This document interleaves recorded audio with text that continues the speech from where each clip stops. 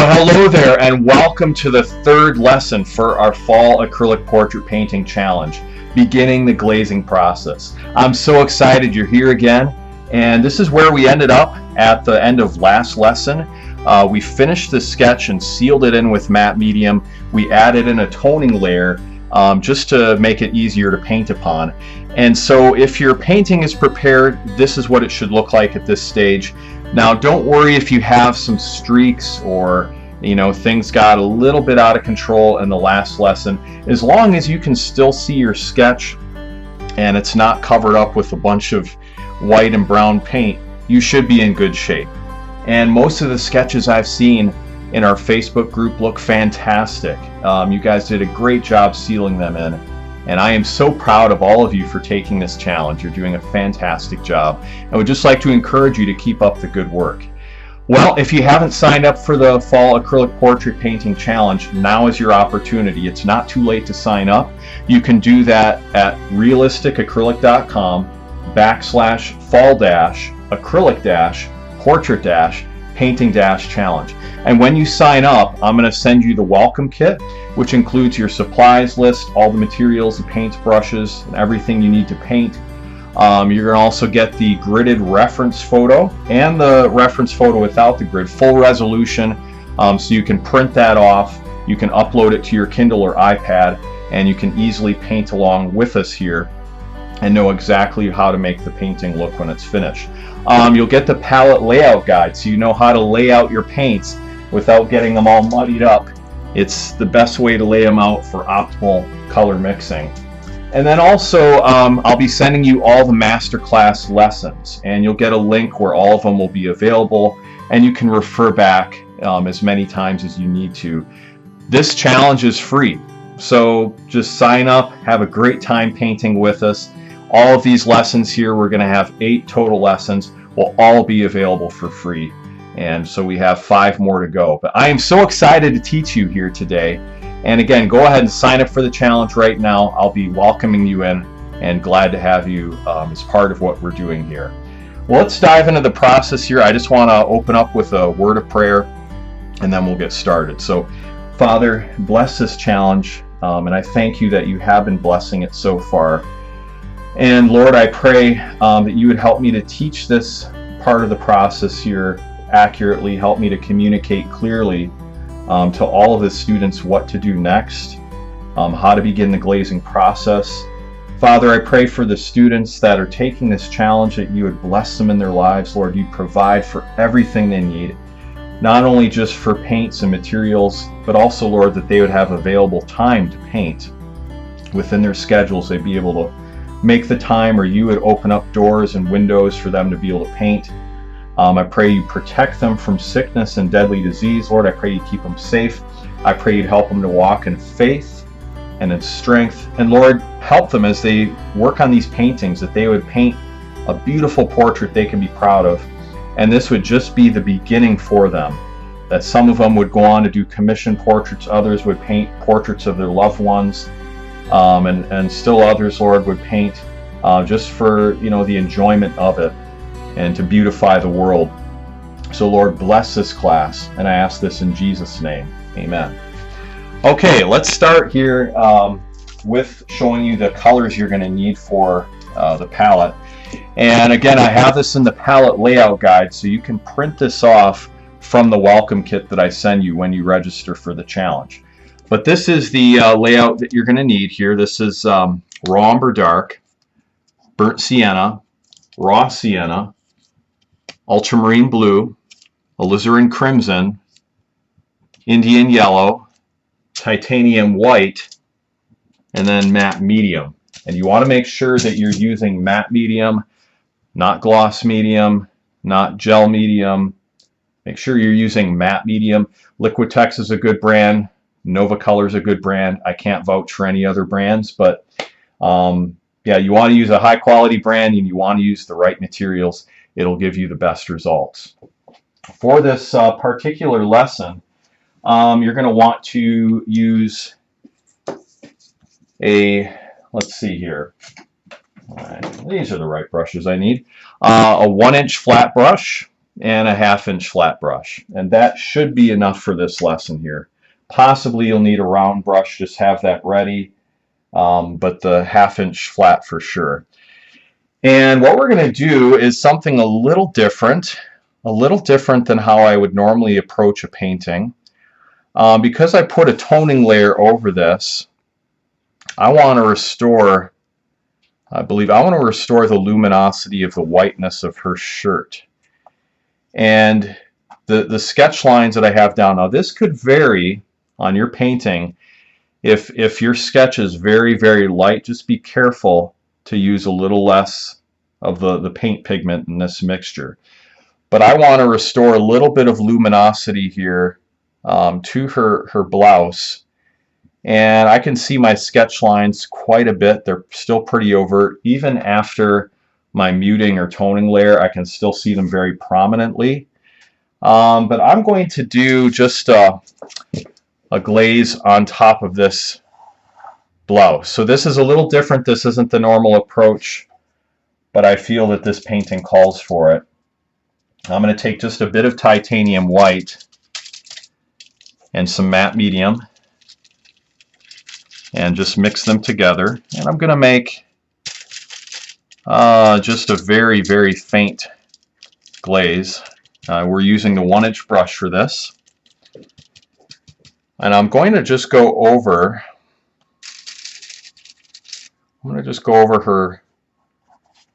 her whole blouse here. And I'm going to soften this. And I think it's best to do it at this stage before I put some other colors on there.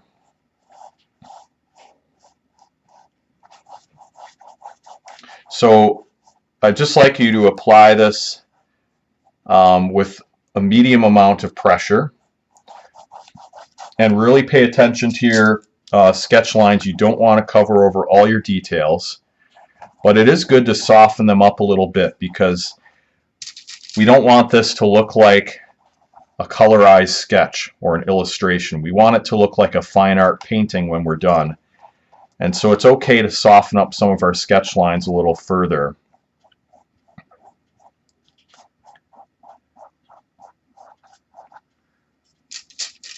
And this isn't going to make a huge difference. Because of my toning layer, I did have a little bit of raw umber dark and raw sienna mixed in. But the canvas was still pretty much to the level of white when I finished.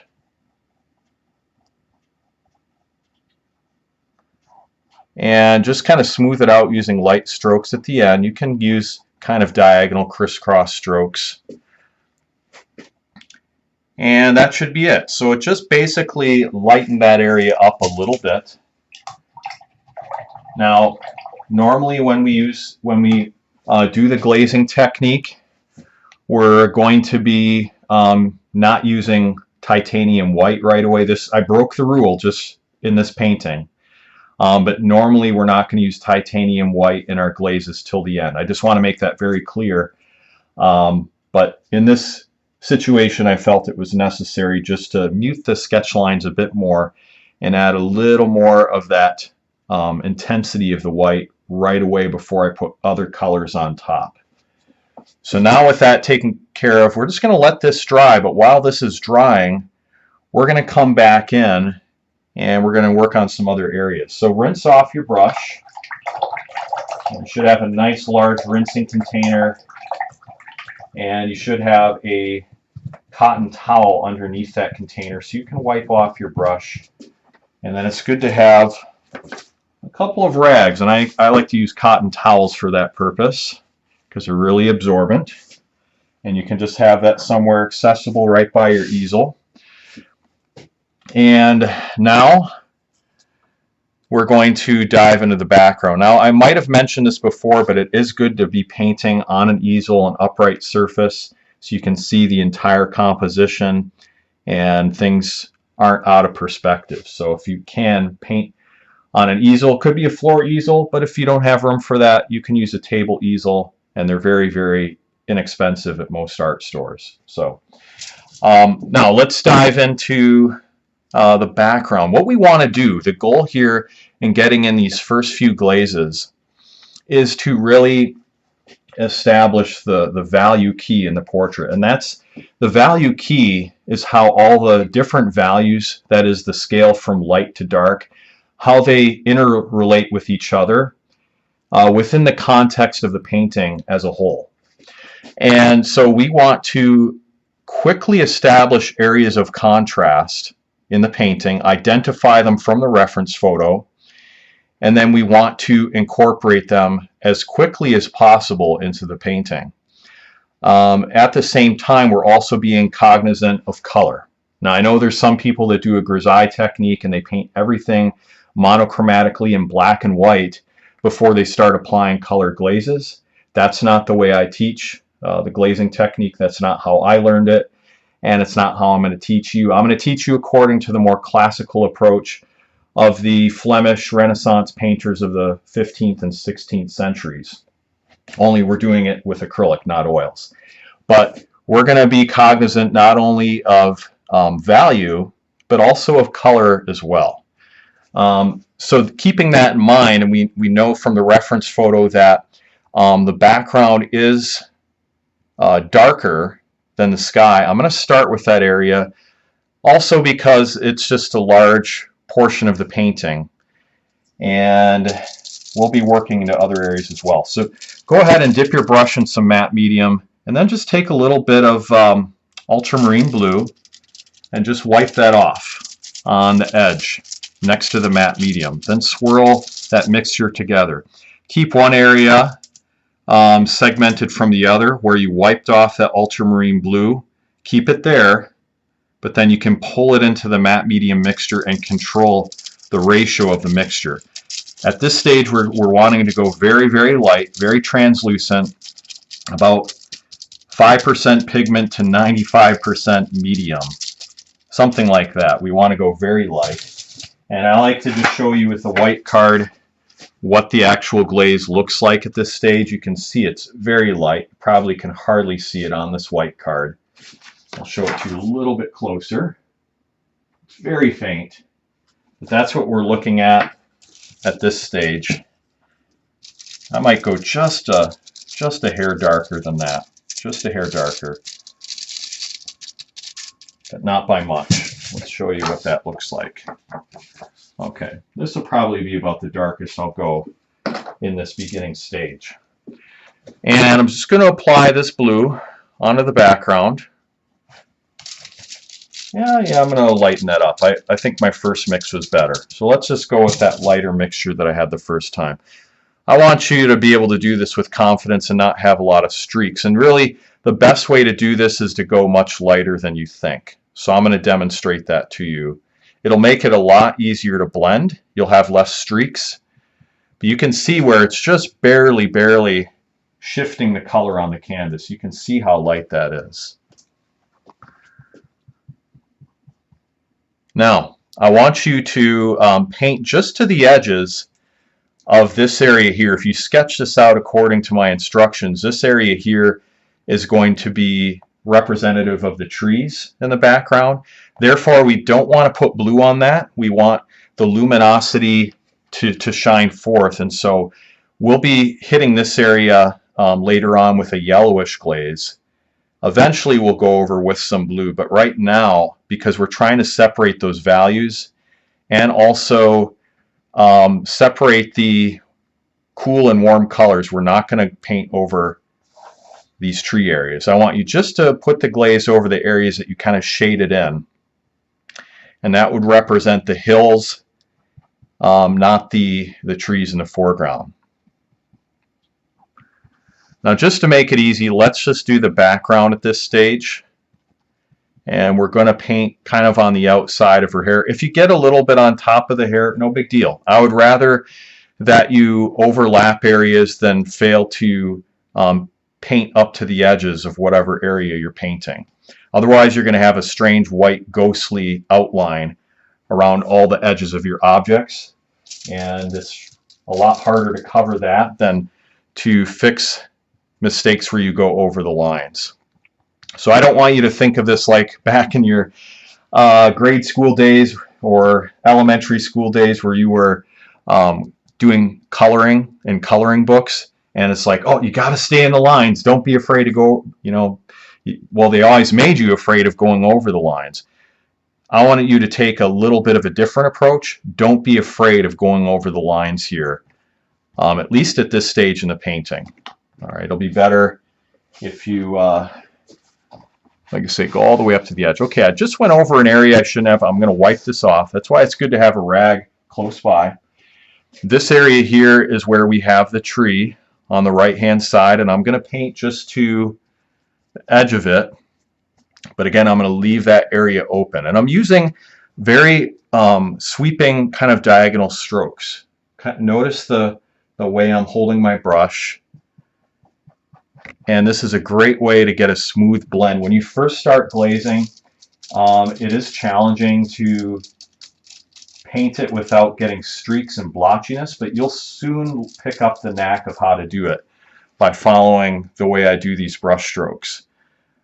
Here, we're going to add a little bit of blue on the interior of the tree because this is a darker value. So we're using the blue not only for the color blue, but we're also thinking of blue as a way to optically make black. Because if you mix blue and brown together, and we usually use raw umber dark as our brown, that's going to create a really fantastic black. If you don't have raw umber dark, I know some people can't purchase that, especially over outside the continental US. You can use raw umber mixed with a little bit of ivory black instead. But what we're going to do is also add this blue to the area below the spot in the background. I'm not sure what it represents. Maybe it's some pieces of wood or something. I'm not sure. But I'm just going to just add this glaze. It's super, super light at this stage. And again, I'd rather you go lighter than you think you ought to. Because if you're used to painting opaquely, it's really hard to break that habit of going way, way dark. The glazing technique does not work well when you make your glazes very, very opaque. So the lighter you make them, especially at the beginning, the easier it's going to get. And I talked about this in the last portrait painting challenge, but the philosophy of how we paint is covering the entire area. We don't want to just say paint her face really detailed and realistically with all the shading and then have the rest of the canvas white. No, we paint everything at once very, very lightly. And it's almost like a Polaroid photograph, you know, where you had that Polaroid photo, if you remember, from 20 or more years ago, before digital cameras overtook the market. You know, you put in that piece of film and you take a photograph, and out of the front of the camera you get this white print. There'd be nothing on it, but you'd look, and a few seconds later you'd start to see this image materialize before your eyes. It would be very, very light at first, and you kind of, you know, wave that little print around just so it would dry faster. And pretty soon, 20 seconds, 30 seconds later, it would get a little darker, you'd see more detail. And a minute later, you'd have this photograph in front of your eyes. And it was amazing, you know, to have this print develop, and you didn't have to take it down to the developers and wait, you know, a few days to get it back. But the same philosophy applies to how we paint in the glazing technique. We're taking a canvas that's very, very white. We just have the sketch on it, and we have a good structure because you did the sketch accurately, but we're slowly introducing color to the entire surface and just fading in more color, more contrast, more values, and more shading, and the detail is still preserved because of the sketch. Eventually we'll add more surface detail at the end of the painting. But it's just a beautiful way to paint, and you'll see that painting slowly materialize before your eyes. And it's way less stressful because you're never going to have an area of the canvas that's just all untouched and white. So at any point in the painting process, you know, you could call the painting more or less done. I shouldn't say at any point, but when you get maybe 75, 80% done, you could call it finished. And you'd have no white areas on the canvas that would scream that the painting's not done. No, you would be able to say, yeah, this painting is very close. So just want to encourage you with this process. It's a lot of fun. But let's see what else we can do here. So we just applied that glaze very, very faintly. I'm going to continue to use this ultramarine blue glaze, and I'm going to apply it just to the inside of her hair. And I tell you what, let's switch to a 1/2 inch flat. Yeah, I think this one will work right here. Let's switch to the 1/2 inch flat. Get a little more of this glaze on my brush.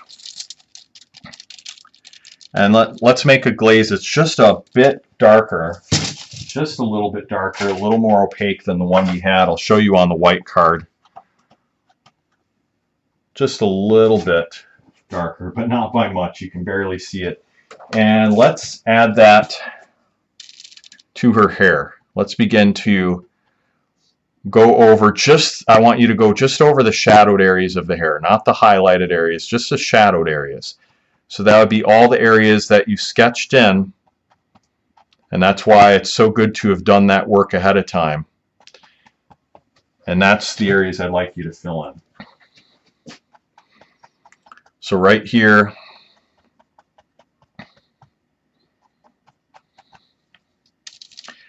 I really broke down these forms when I sketched it and showed you how to do it into very simple forms. And so we have a clear distinction between the highlighted areas and the areas in shadow. And that's according to our light. Her hair's a little bit backlit from behind. She probably has a reflected light on her front that the photographer set up. And we are just filling this in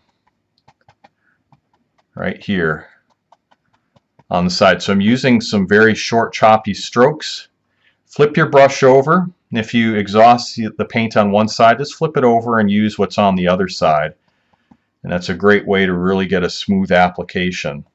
This whole area should be filled in. And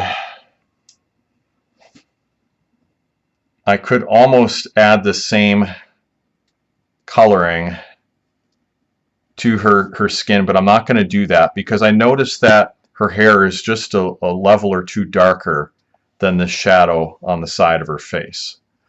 So I'm going to probably add ultramarine blue here eventually, but not right now. And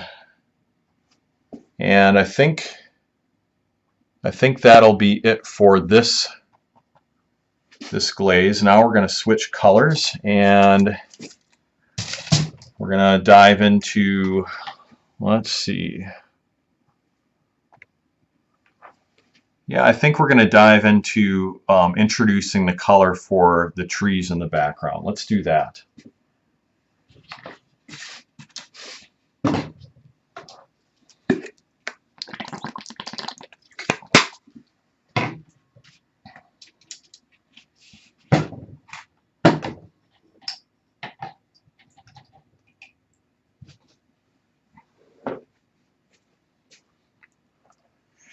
All right, so take your 1-inch flat brush out of retirement. That is, take it out of your water container, swish it, get the paint off on your rag on your table, and wipe it off really good. You want to use your rag and really get that excess water off. You don't want that dripping on the canvas. And then we will block in the coloring for the trees. So for that, let's just keep it really simple here in the beginning. I'm not going to do a lot of color mixes. I'm just going to use one color per glaze at this point. Keep it very simple, but let's just take a little bit of Indian yellow and just wipe that off on the edge wherever you have a clean spot on your palette. I put down some fresh matte medium, and I'm just dipping into that. I'm going to create a really light glaze. I'll show you this on the white card. You're just going to barely be able to see it right here. Just barely be able to see that color. It's so light. And we're going to just add that to the tree area. You know what? I'm gonna lighten it even more. I just found out it's a little too intense, so I'm just adding a bit more matte medium. I want to just barely suggest it in there, and the reason is we don't want these lighter areas to get too dark in value. We want to definitely plot out the color and get this area saturated with a certain amount of color, but we don't want this area that's supposed to be lighter in value getting darker than the areas that are darker in value. And many beginning artists are very concerned about color, but they don't seem to be quite as concerned about value from what I've seen. And that's okay. I mean, that's just probably a beginning way of looking at things, but as you do more and more paintings, you'll get more concerned about value, and value is more important than color for developing realism. So you want to make sure that you're really paying attention to your values. As long as the colors are in the ballpark, it's fine at this stage. You can definitely dial it in as you get more towards the end of your painting, but it's going to be a lot harder to remedy bad value structure later on in your painting if you didn't take care of it at the beginning. So again, I want to make sure that I'm cognizant, paying attention to my reference photo. You want to be looking at that 50% of the time while you're painting, and really study it and make sure that you have your values plotted out in the right areas stage. So, all right, let's add a glaze in to block in the differentiation between her skin tones and the white of her shirt. And for that, I want to really look at the reference photo and see, you know, what's that predominant lighter color. I'm not talking about the shadowed areas, but what's the predominant lighter color that really identifies the main color of her skin tone. And I think really there's a mixture of raw sienna and raw umber dark. There's a little burnt sienna in there, but I'm going to start with the lighter color first. I'm going to take some raw sienna, just a little bit of that, and we'll work out of that mixture. I'm going to get some fresh matte medium, apply it just to the corner of my palette. And we'll take a little bit of raw sienna, again, wipe it off on the edge, and then work it into the mixture, keeping that separation between the matte medium that has no pigment in it. You don't want to mix it into the entire area because you want to be able to pull out of this clean area of matte medium right over here. And then you have the area that's the raw sienna that you took from the main area on your palette. You move just a little dab on the corner of your brush here, and now you can mix in and out of these areas. This is a fundamental part of glazing, so you really want to study how to do this and apply it to your palette technique. You see how I can now control the mixture? I can really control the mixture here and get just the right glaze that I want. I have this raw sienna, unmixed matte medium, and in the middle I've got a nice glaze going.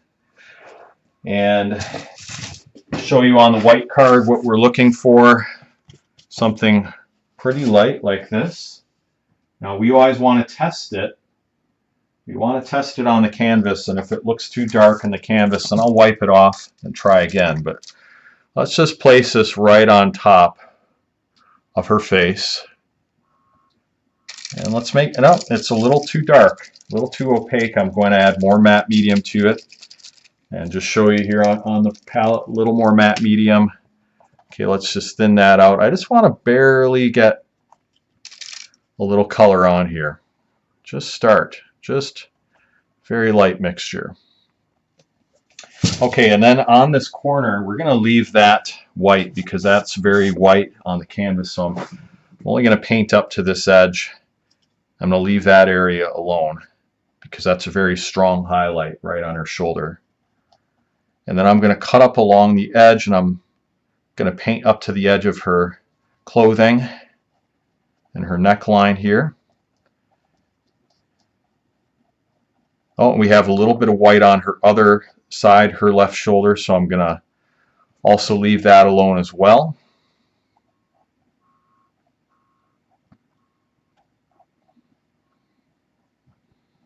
All right. And that is just the start then of her skin tone. Now we want to add many more colors. Well, not many more colors, but many more layers to it, but that's just the start. And if you do your glaze light enough, you should be able to use crisscross strokes and really apply it lightly. And it'll be a lot easier. You won't have streaks, and if you do have any streaks, they'll hardly be noticeable because you're painting it so light. By the way, you don't want to overwork your brushing. You want to just keep a wet edge and move your brush from left to right and top down. So you start in one area, work your way across, and then after you have it applied, you just want to let it dry. Don't keep brushing it, because if you keep brushing it, that's when you're going to get splotchiness. So just move kind of methodically from one area to the next, cover it, let it dry. All right, and let's see if there's anything I can do yet on this. Have to make sure the other areas are dry. Some of them are still a little bit damp. You don't want to apply any new glazes to areas that haven't dried completely. And that's why we're always working over a different area of the painting. We want to make sure we're covering all of the areas.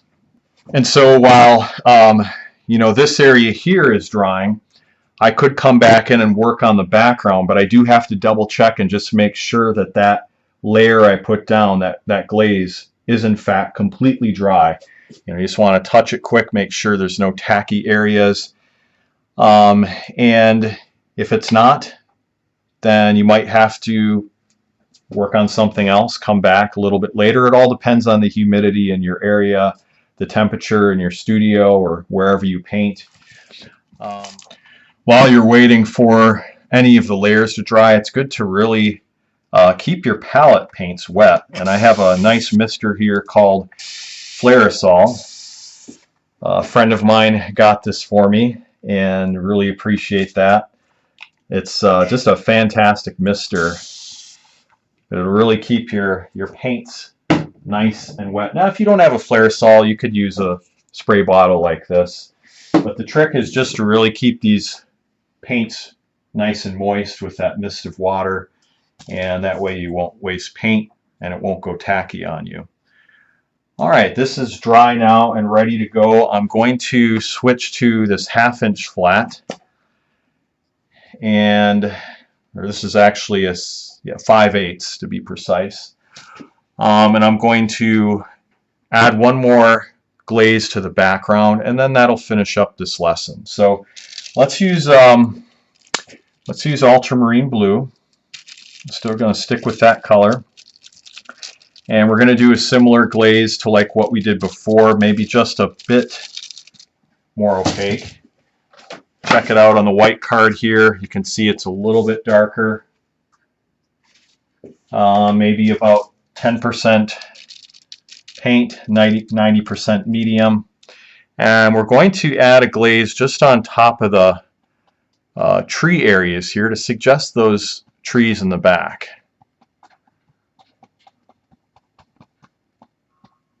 So we'll add just a few little spots there. And we're just going to go in on the areas that I delineated in the sketch. Really look at your reference photo. You can see, if you didn't sketch them in very clearly, you can see the areas that are a bit darker. And we're going to go over those spots, but we're going to leave the other spots alone. Here's a defining line between this hill that's in front of the other hill. So we're just going to add a glaze to that spot. And I'm going to add a little bit of a glaze in between the trees, and then another glaze on top of the trees. This would represent kind of the branches behind it. Be careful though, if you yellowish glaze you put in isn't dry yet. And let's add a little bit of a glaze here under this. I don't know what this is. It's out of focus, but maybe it's a piece of wood on the ground. Add a little bit of a glaze to that. Still, you want to keep your glaze pretty light. I'm going to go lighter than what I think I should. I don't want to get too dark at this stage in the painting. Let's see, I'm going to add a glaze on this left side and then right up here behind the woman. I'm going to just overlap that sketched area slightly and develop a little shading. Just overlapping that area just a bit. And then we're going to add a glaze on this little area below. Right down here, there's a little log or something on the ground. Add a little bit of a glaze here to a couple of the sketched areas. And then if the hair is dry, I'm going to add one more glaze to that. Let's add one more glaze to her hair. Yeah, we'll just kind of work over the whole thing for right now. And again, we just want to work it into those little spots. You might have to switch to a round brush to get some of that detail. I told you might have to have that ready. Let's take this average size round brush, size 6, and we're just going to fill that in these little pockets of dark value that are delineated in the sketch. We have the one layer on them.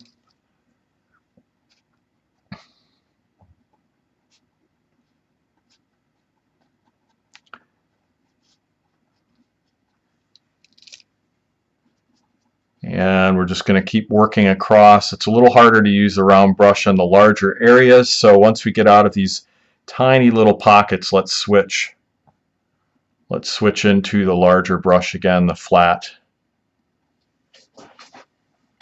Okay, we're going to switch into that flat edge brush, wipe it off really good, get the water off the brush, and now let's continue this, and we're going to fill the right hand side. Again, we're working from left to right, top down, keeping that wet edge, turning the brush over, using different directional brush strokes.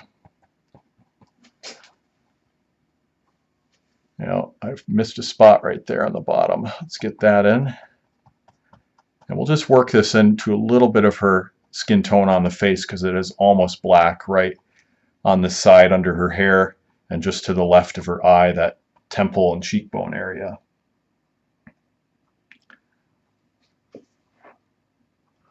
And I tell you what, I'm going to add just a little bit of a glaze to this darkest spot on her neck. I'm going to bring it up just to the neck area. I'm not going to paint on her jaw or her cheekbone because that area is a little lighter in value, and I just want to differentiate that.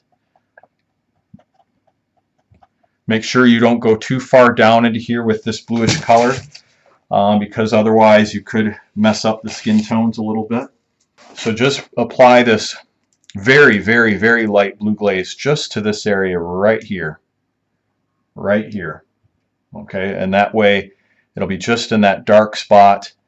And as you get into the lighter areas, it's not going to affect or add a unnatural bluish color, because again, we're using the blue not only for color but for value, and when we mix it with browns, it's going to give us a nice rich black. But we have to make sure we put that blue in the areas that are darker in value, not in any of the areas that would be lighter. Okay, so if you follow those instructions, you'll be just fine with it. It'll go well. And let's see, can I take the round brush maybe and add just a little bit of a glaze to her eyebrows and the interior of her eye socket? Let's do that quick. So let's just again take this very light blue glaze, and we're just going to add a little bit. Now make sure that that glaze you put down before is dry. Yeah, I think it's dry. If it's not dry, wait on this. You don't want to mess up your raw sienna glaze. We're just putting a little bit over her eyebrows and a tiny bit under the shadow of her nose. Okay, so just the smallest amounts, just in the darkest spots. You can even put a little bit in that crease between her lips, because that also will be black. But again, I want you just to go very, very faintly using a small round brush like this. Don't go over any light areas, just over the darkest areas. You should just barely see it. Just barely see it. I'm just going to get a couple of these little curly cues on the bottom of her hair that I missed with that larger flat brush. Couple little spots right here. Moving down here just to get the little shadows under the feathers with this blue. Just a tiny bit on the darkest spots of the feathers. Not this second feather here. That's kind of a warmer skin tone. We don't want to put a shadow there, but just on this one right here. You can add a little bit of that slightly bluish glaze to her pupils, not to the iris, just the pupils. That's the black spot in between, inside, and a little bit on top of her eyelashes. And that's good. Now, what we've got here is a very good unified color scheme to start with, and we'll have something to work out of for our future glazes. All right, and here's where we're going to end up for this lesson.